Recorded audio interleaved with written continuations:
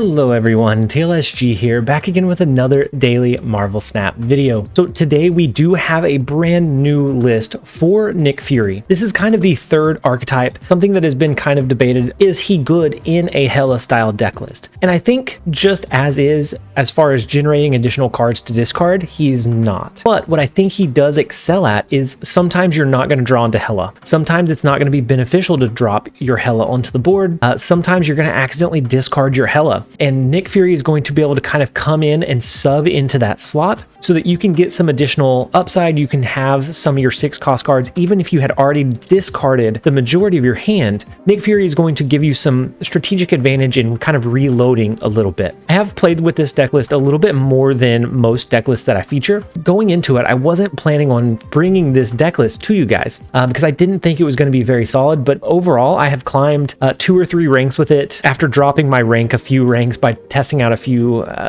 decks that didn't pan out. This deck list alone has very quickly and easily allowed me to climb back up. And so it is a pretty straightforward Hela deck, but I am going to run through all of the cards really quickly with our new layout. So I do now have the deck list straight above. That's always going to be on the screen. That way, if you just want to kind of get a snippet of what the deck is, and then on the whatever side of the screen this is for you guys, my left, I think you're right, is going to be the card description so that you guys can see it a little bit easier. You get the kind of whole package. We have the borders now, just trying to make the overall production a little bit sleeker. And so running through the deck list, we have Invisible Woman as our first card in the list. She's going to enable us to drop our discard cards behind her, and then on the last turn, dropping Hela. If it turns out that we think they're going to be running a counter to this card, maybe we drop Invisible Woman and then we start dropping our discard cards away from her, just in case they do counter it, as long as we don't have Hela in hand.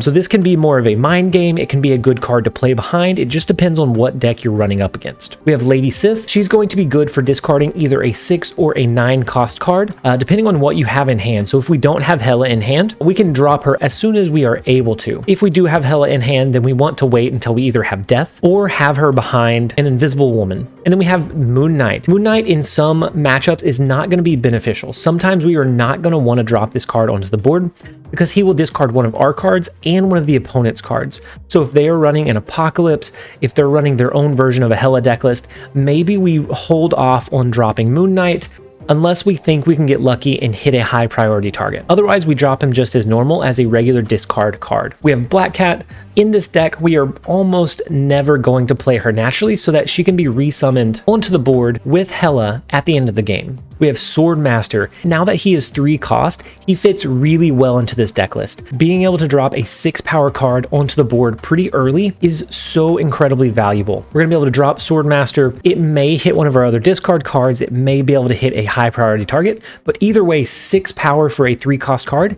is pretty good. We have Ghost Rider. Some games we are not going to want to drop Hela, so if there is bar with no name on the board, maybe when we want to avoid dropping Hela for that game, Ghost Rider is going to allow us to strategically resummon one of our discarded cards. Maybe we just play Lady Sif and Ghost Rider in this game to resummon our Death. Then we play Nick Fury on 5. We play one of the 6-cost cards that he generates on 6 and avoid going the Hela route. This Ghost Rider in this deck gives us a little bit of flexibility, and that is what we're going for. There are some Hela builds that are built to be really high roll, and then this one is going to be built to try to be as consistent as possible, even if you don't draw into your Hela package. We have Hellcow. Hellcow is now going to be pretty decent. He's okay. At 4 cost, he's a little bit tough to use. By that point, you probably have Hela in hand, or you've been able to discard the majority of your cards. But if you have Invisible Woman on the board, you can drop Hellcow. You can then drop Nick Fury just openly onto the board, and then Hellcow will discard those cards after the game ends. And so then you can freely drop your Hela behind Invisible Woman to play some of Nick Fury's cards onto the board. But that's a very rare scenario. More often than not, this is just used to discard the rest of your cards from your hand or push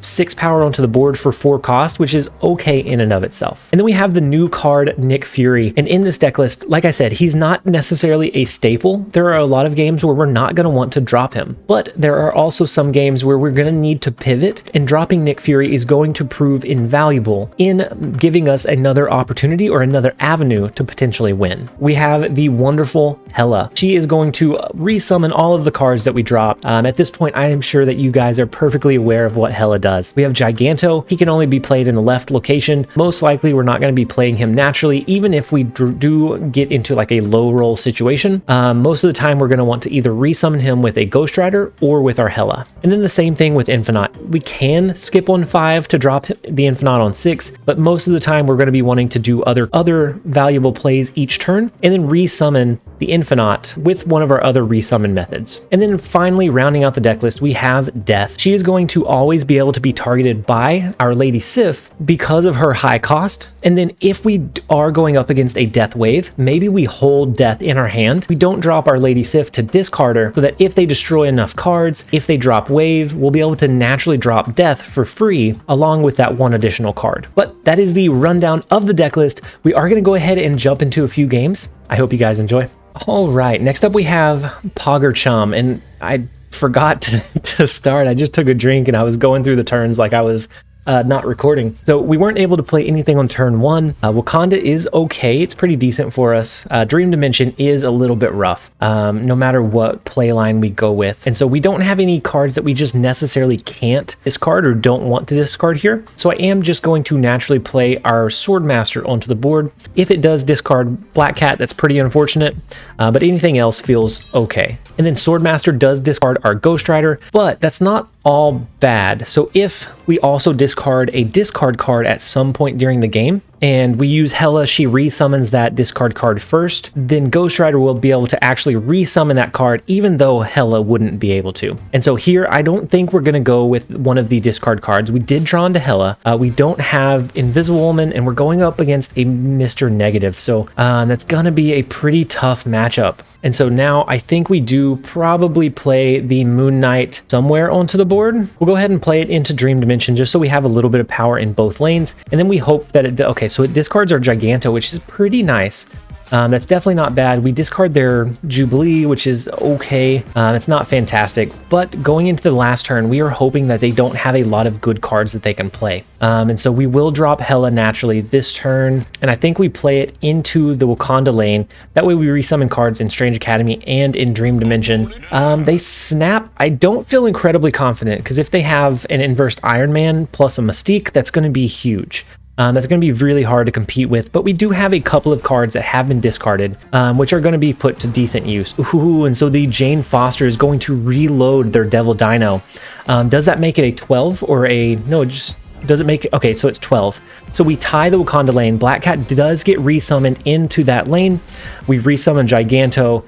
I thought it was going to be close, but it wasn't close at all. Even if it had reloaded to the 7-card max, Devil Dino was not going to be able to compete here. It really comes down to a coin flip or a lottery chance. But with having the 3 cards discarded to be resummoned across the board, we had a pretty decent shot there. And so that is a 4-cube victory right off the bat. This deck list, when you have the cards in hand, it's nice and easy. It's very easy to play, very easy to navigate. It feels a little bit busted, honestly. Hela in general, not just Hela Nick Fury, but just Hela. All right, so next up we have new low score, and we do have Death in our hand. So if we do draw into Lady Sif here, that's going to be perfect. We'll be able to guarantee that Death gets discarded. Moon Knight, as of right now, is okay for us to drop. It's not going to be a terrible. It's not going to be a terrible drop for us. We are going to pass next turn. I plan on dropping Swordmaster unless we draw into a card that we absolutely do not want to get discarded. So that would probably be just Invisible Woman and Hela at this point. And so let's go ahead and play our Swordmaster. We don't have to worry about the Isle of Silence. We don't have any ongoing cards.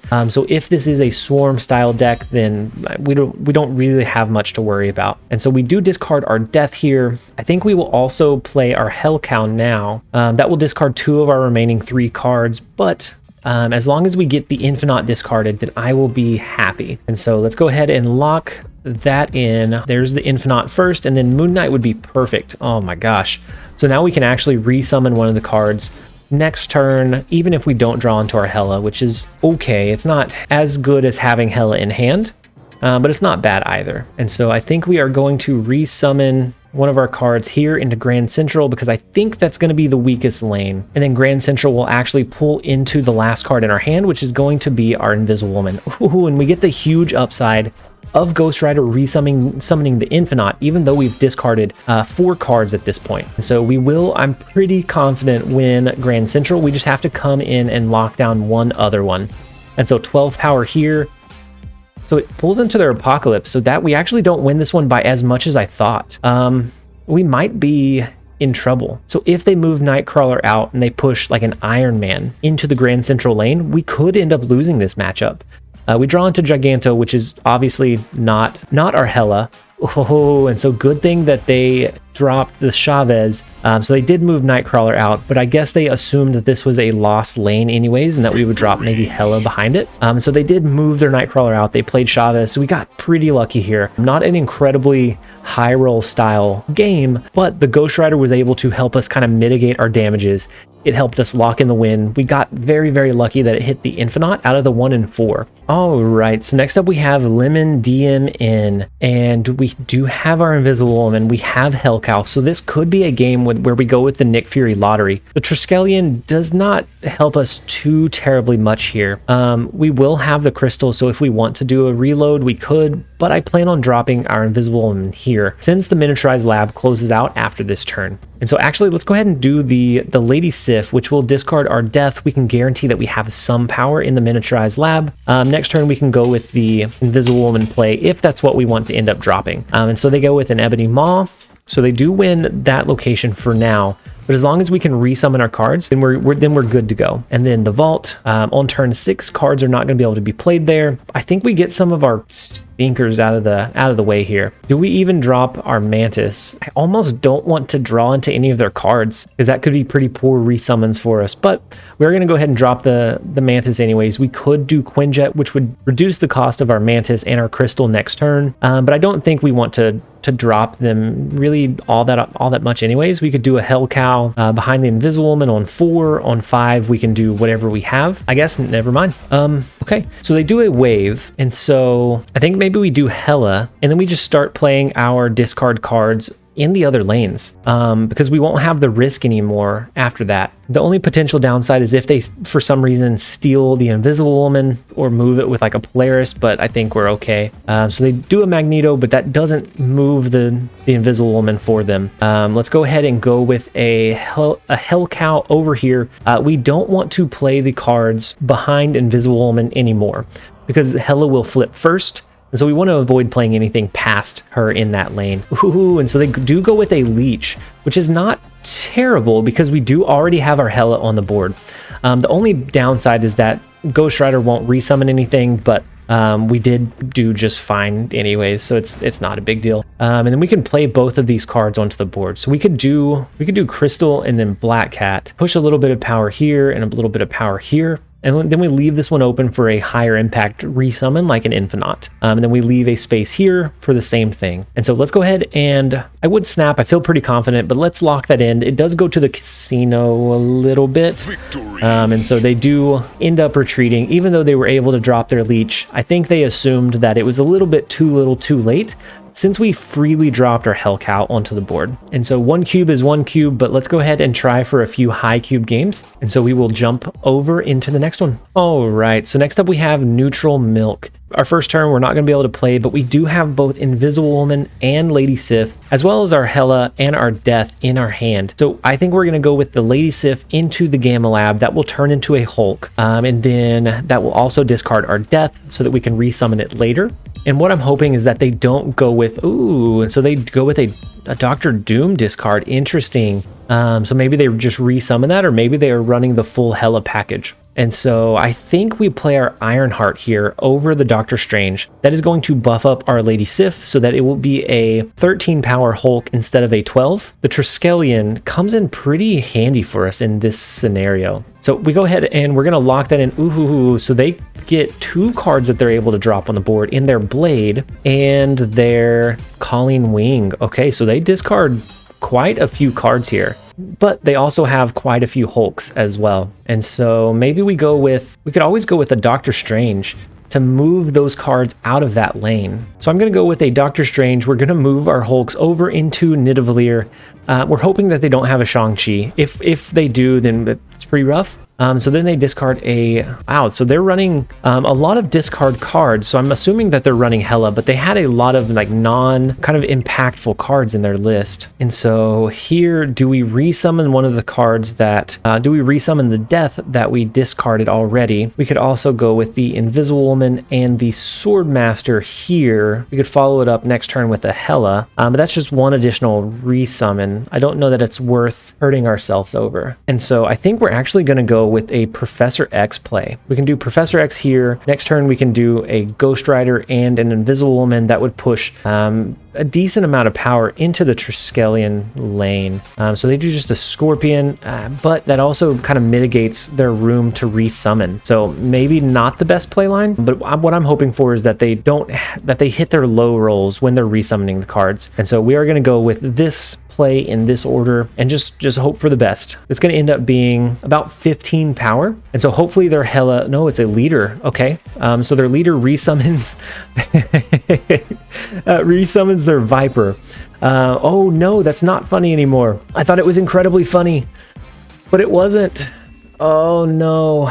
So why did leader's on reveal ability trigger on my side of the board? Because it had flipped on his side, which brought back the Viper. How come it replayed on our side?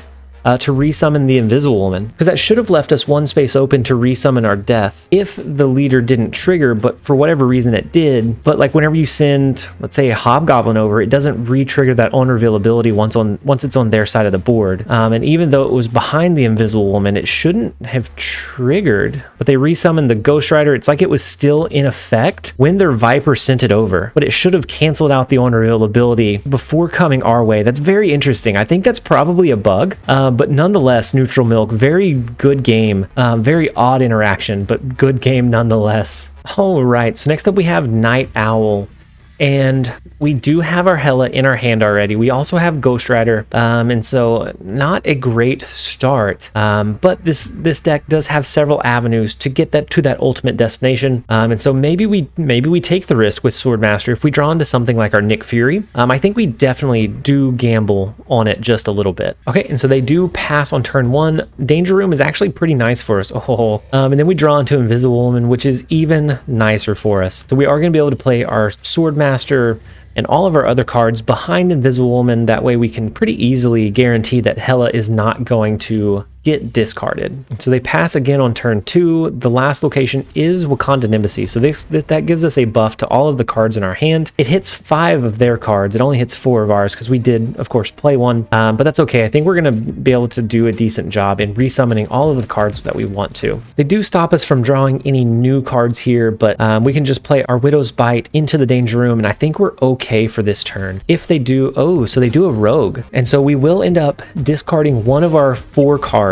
And so it could potentially hit our Hela here, unless we got super unlucky and got the 25% chance, which we do. So I think we probably go with a Lady Sif here. Let's go with the Lady Sif here. We can resummon one of our cards with Ghost Rider next turn, and that will either hit our Hela or whatever we discard here, so either the Infinite or the Giganto. So that's going to give us a pretty decent power push. If they're not going to try to push power into the Washington, D.C. lane, then I think we're fine. And so let's go ahead and go with the Ghost Rider play here. Actually, let's go with the Ghost Rider play in Danger Room. If Ghost Rider gets destroyed, that's fine. He's either going to resummon Hela, which will then resummon a Giganto, or he'll resummon Giganto, and then that'll be the it of it, as long as they can't overcome 17 power here. So even though they did force us to discard our Hela, I think we're gonna be okay. So they do drop a Jubilee. It pulls into a Mystique, which is so fortunate because that copies their Devil Dino. Oh my gosh, what are the chances of that? My goodness.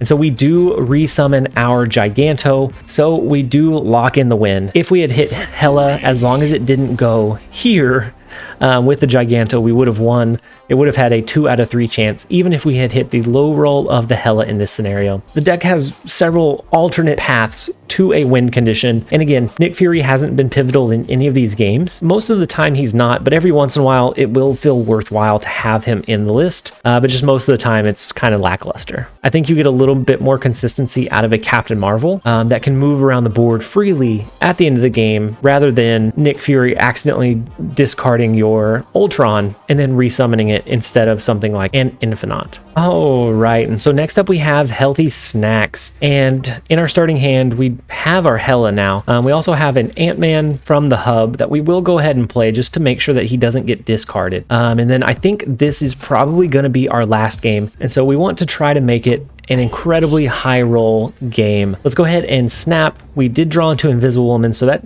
gives us a pretty decent upside here. We'll be able to drop our Swordmaster next, then we can drop whatever we want on 4 and 5, and on 6 we can drop Hela, as long as they don't block it or steal the ability with Rogue or something similar. But even if they do, we do have some other alternatives to potentially try to still win. So they hit Yondu, which destroys our Black Cat. Kind of unfortunate because that's a free summon, but I think it's okay. They may be running a Death Wave style deck, and so if they destroy this, then we'll get the upside of being able to drop our death naturally onto the board. So let's go ahead and hide our Swordmaster here. They do hit this with a Deathlock. Okay, and so I assume that they are going to go with a Death Wave, and so we're going to get a pretty decent benefit that they're not going to know about from the death play here. And so in that case, we don't want to play death onto the board. We're just going to play Lady Sif here in Kunlun. Ooh, does a Death Wave ever run any goblins or anything? It's a risk we're going to take. If they ran Professor X, if they run a Hobgoblin, I don't think most Death Waves do, but we're going to go ahead and go with it. Ooh, so they go with a wave on turn 4 into 5 instead. Interesting. Okay. And so we are going to be able to play both our Death and Hela here, which is going to be pretty nice. So they snapped. They are going to be playing Death. They probably will play something else like maybe a Taskmaster to copy the Death's ability, and then we both have snapped at this point, so we are already pushing for an 8 cube game here. Let's go ahead and drop our Death. We will have Hela into the Citadel so that we can now naturally drop our Hell Cow next turn if we want to make sure that we discard the rest of our cards before Hela resummons them. And so we are sitting in a pretty good spot. They do a Death and then an Arnhem Zola, which is a pretty big follow-up play. So they do get 2 deaths onto the board, so for some pretty decent power in the left and the right lane, but I think we can still be competitive. We might get lucky. No, we will guarantee that we're going to resummon an Infinite, a Giganto, a Moon Knight, all back onto the board, and depending on where they drop at, could really impact us. So I think we're going to play our Hell Cow over into Kunlun, actually. That way, if we do get the Giganto that resummons here, that's great. That should push us for the win. If we get even one that resummons into the hub, then that's great as well. We should get the win. Let's go ahead and lock this one in. They do flood their Citadel lane, so they get a pretty decently sized Carnage. They also have a Cloak for the final turn, so it's a 16 power push. So I do believe they win in the Citadel. And so let's go ahead and let our cards discard, run through. We have the Casino that we are stepping right up into. Lady Sif doesn't have a good resummon. Oh, no, we do win the Citadel. Oh my gosh. And we get the incredible low roll of all 3 resummon cards stacking into the hub, which is absolutely abysmal odds. Had the Infinite or the Giganto stacked here, we would have won all 3 locations. Oh my gosh. But luckily, the combined power of all of our cards behind Invisible Woman was enough to overtake their Winter Soldier, their Cloak, and their Carnage. And so that is the 8 cube game that we have been looking for. I am going to go ahead and in the video after that one, I thank you guys so much for watching this video. If you're not subscribed, please consider subscribing. If you like the video, make sure to leave it a like and a comment down below. As always, this has been TLSG. Later, guys.